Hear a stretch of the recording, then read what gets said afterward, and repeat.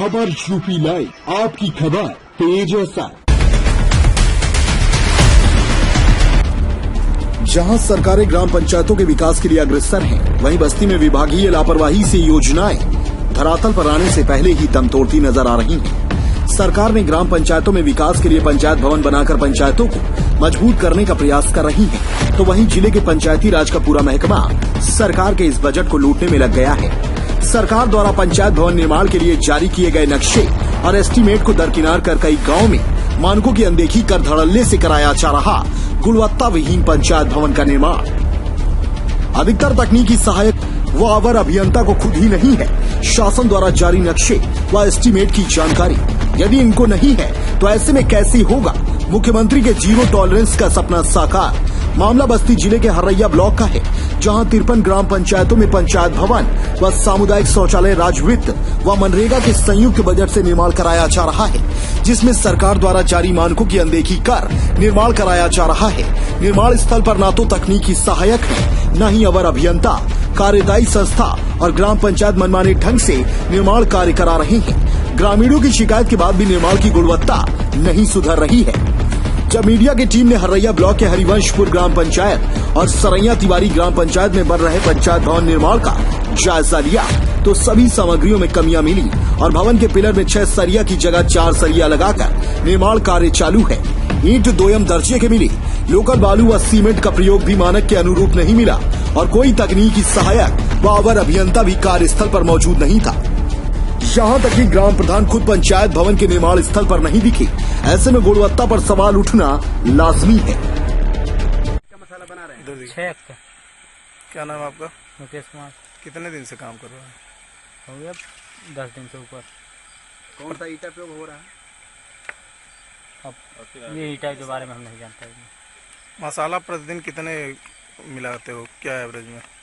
Average यही है 6 बोरी 7 बोरी जाता है डेली के। कौन से? वास्तव में जीरो टॉलरेंस की जो नीति है योगी और मोदी की, ये पंचायत भवनों के निर्माण में पूर्णतया फेल इसलिए हो रही है। कारण एक तरफ तो गैर अनुभवी मिस्त्रियों से निर्माण कराया जा रहा, दूसरे तरफ मानक की नीतियों का अनुपालन नहीं हो रहा है। ईंट दोयम दर्जे का है, सरिया का भी पर्याप्त मात्रा में प्रयोग नहीं हो रहा, सीमेंट भी लोकल स्तर की लगाई जा रही है।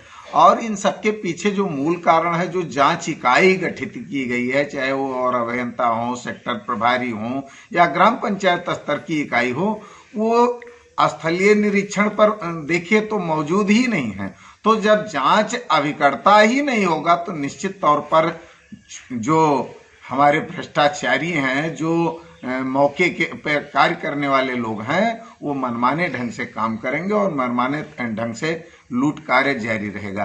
वास्तव में प्रवासी मजदूरों को रोजगार देने के नाम पर और गांव में विकास के नाम पर पंचायत भवन की योजना को लेकर के सिर्फ और सिर्फ पूरे सूबे में लूट चल रहा है। सारे के सारे अधिकारी केवल लगे हुए हैं कि कैसे पंचायत भवन का निर्माण कम से कम लागत में कराते हुए अधिक से अधिक लाभांश कमाया जाए। यहाँ तक कि तो ग्राम पंचायत में होने वाले अधिकांश कामों का सुनाई दे रहा है जो मनरेगा योजना के अंतर्गत होते हैं कि बिना 10% के लिए भुगतान ही नहीं होता है। विकास से अधिकारियों का कोई वास्ता ही नहीं, वास्ता है तो सिर्फ अपने हिस्सेदारी से।